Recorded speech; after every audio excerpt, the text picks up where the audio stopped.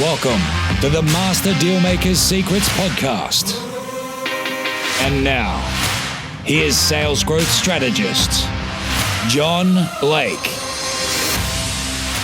Welcome to Master Dealmaker's Secrets. I'm John Blake. This is episode 22. And today I'm really excited because I'm going to be sharing with you the exact framework that I use where you can leverage the incredible power of stories in your sales process. But before we do that, if you have got leads in your funnel and you want to convert more of those leads into sales, these are people that you've already spoken to but they haven't bought yet. Head over to johnblakeaudio.com and get your free audio training where I show you the precise strategy that I use with my clients and for myself to double sales with your existing leads. This is the exact same strategy that I use and teach to my high-ticket clients. It works consistently, and that's what you want in your business. You want consistent results. So head over to johnblakeaudio.com, download the audio training, and you will get the exact word-for-word templates that you can use in your emails, when you're ringing up and leaving voicemail messages, and when you actually get through to the decision maker, exactly what to say, exactly when to send emails and when to call over an 8-week period. This is invaluable when you put it into use in your business, and it will give you incredibly consistent results. So head over to johnblakeaudio.com and grab that right now.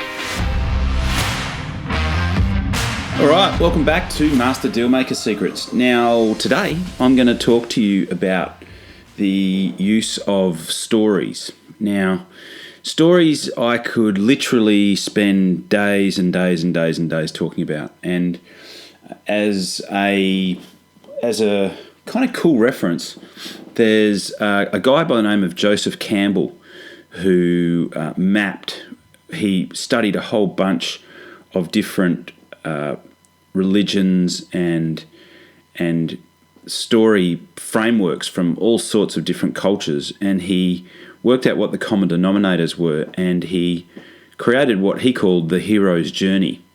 And if you do some study on this, it's just fascinating. Like the amount of movies that have been made using this particular framework that have been like absolute 100%, box office sellouts without failure is just ridiculous. And so once you start to sort of study the power of stories, you'll be blown away. So what I wanted to do in today's podcast was to give you some things that you can do to be able to effectively use stories in a sales context. So I call it my corporate parable framework. So it's a really simple framework that you can use to explain or sell a particular product or service in the body of a story. So one of the things it's important to understand about stories is like, why are stories so powerful? Well, depending on your theory of evolution and whether you think that we crawled out of the swamp or what your theory of the origins of men are, supposedly what we did when we first crawled out of the swamp is we grew a very, very simple part of our brain, and it's the part that has what's known as the fight or flight response mechanism in it. It's also sometimes referred to as the amygdala. And the amygdala is the part that has that flight or fight response, and it is the origin of a lot of our raw, primal type emotions. And the part that in the evolution of man developed next was what's called the neocortex, and the neocortex is the front part of the brain. And in as much as you don't actually have to remember all of that, what you need to remember is that the primal brain or the croc brain responds or lights up when they do these brain tests when you tell a story. If you explain information in a linear form, so without the use of stories, so if you were just explaining something to somebody in terms of how something works in a linear form, so this was step 1, this was step 2, this was step 3, then what you'll find is that the neocortex or the front part of the brain lights up. But here's the thing, that the neocortex is actually designed to sort information and essentially reject information that the brain doesn't need, so that the brain doesn't become overloaded and explode or shut down. So you know that you're using the neocortex part of your brain when you hear yourself thinking something like, "Oh, I've heard this before," or "Oh, this is like something else," or "This is exactly like this," or whatever. You know that your client is using the neocortex part of their brain when they say stuff like, "Oh, I'm going to have a closer read of this," or "I'm going to have a think about it." Essentially, what that means is that the emotional part of their brain hasn't been engaged sufficiently for them to really be motivated enough to want to make a decision with you. So, really important thing to understand, and we can uncover the emotional side of what we're talking about by asking the right questions in the right order. But one of the most elegant ways that we can do it is to explain the benefits of our particular product or service in the body of a story. So when we do that, we engage the croc brain, and essentially what happens from a brain perspective is that the information goes straight into the croc brain or the amygdala. So it actually bypasses the part of the brain that's designed to sort information.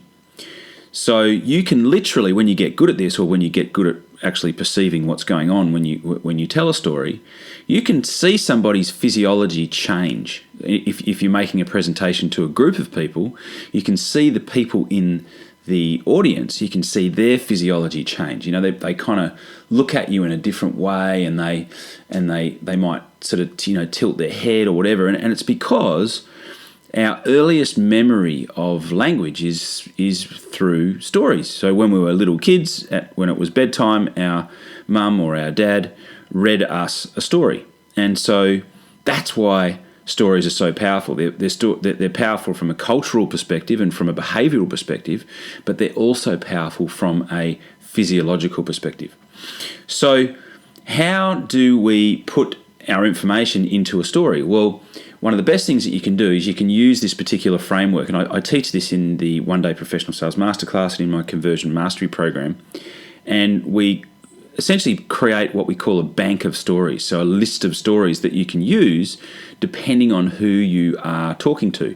So what you want your story to do is first and foremost, you want it to be relevant to the person that you're talking to. So if in my world, if I'm talking to somebody who has a building services company and I relate a story about somebody who had a sales problem to a building services company, and I'm talking to a building services company, that person literally cannot help but live vicariously through the character that I'm talking about in the story. So the way that the brain is wired, they cannot help but identify with the main character in the story. And that is what really gives stories their power. So the framework that we use is, what we want to start off with is the problem. So when I say a problem, I'm talking about the situation that existed in your client's world prior to you showing up. So what was the problem that you can solve in that particular person's world? The second part is, what was the impact or the cost of not having that particular problem solved? What was that causing? What was the humanized chaos that not having that particular problem solved, what was that causing for that particular individual?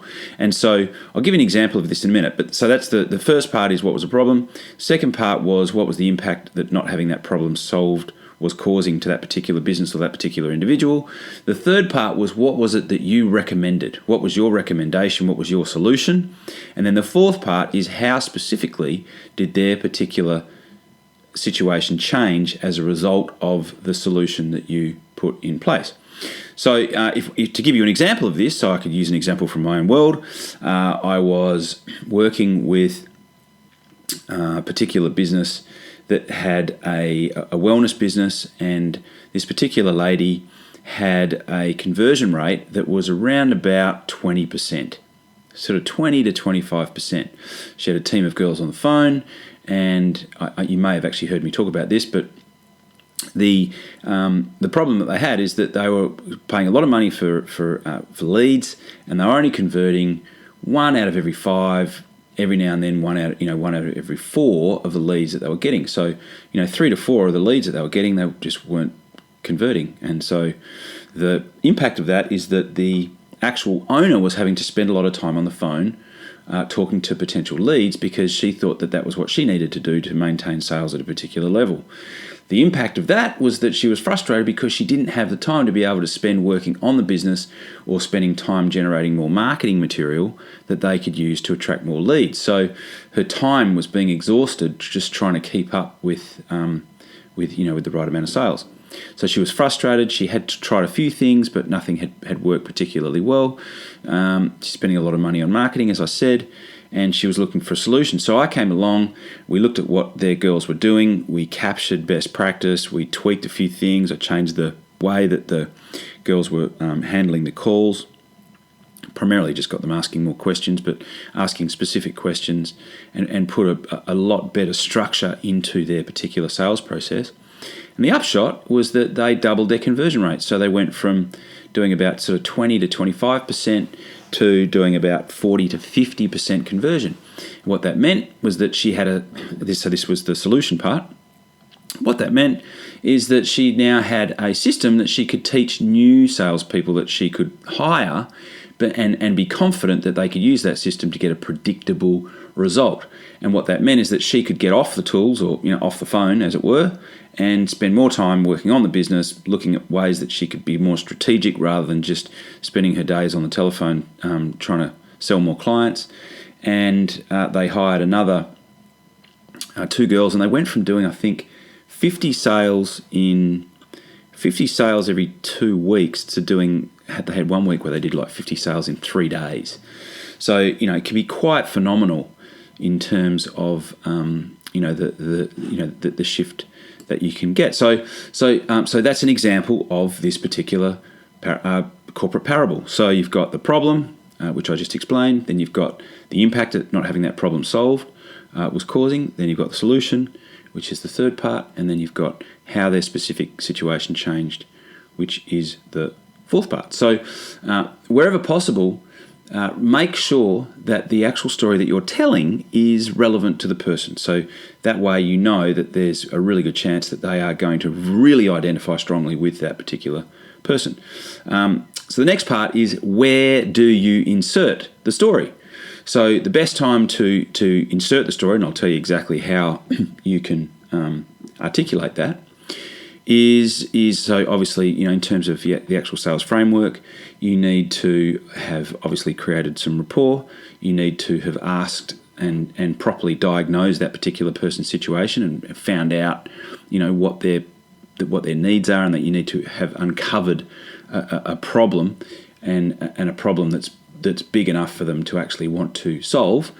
And then, and only then, do you insert your particular solution using the body of a story. So how do you do that? Well, you simply say, actually, what, your situation reminds me of a client that we worked with, and then you go through and you use that particular corporate parable, and then you get to the end, or the corporate parable framework, and then you get to the end, and then you can say, well, and that's typically what I would suggest, to someone like yourself. And what you'll find is that they will be so much more receptive to your particular solution as a result of you doing that. So, can't recommend that particular framework highly enough. If you would like to find out more about that, I've got a couple of different examples. There's actually a couple of different podcasts, the case study of the landscaping client and the case study of the personal training wellness business. Is a couple of really good examples of that in terms of case studies. The other way that you can find out about that is to go on the waiting list to join the Conversion Mastery Program. And the other way that you can find out more is to attend the next one-day professional sales masterclass. And so if you go to my website, you can find out how to check those out. My website is www.john-blake.com.au.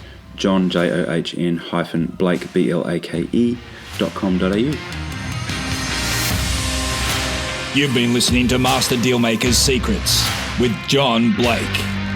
Subscribe to get more in-depth strategies to maximize your sales process with new episodes every week. And double your inquiry to sale conversion with the lead flow you already have. Go to johnblakeaudio.com for his exclusive free no fluff audio training and companion PDF guide.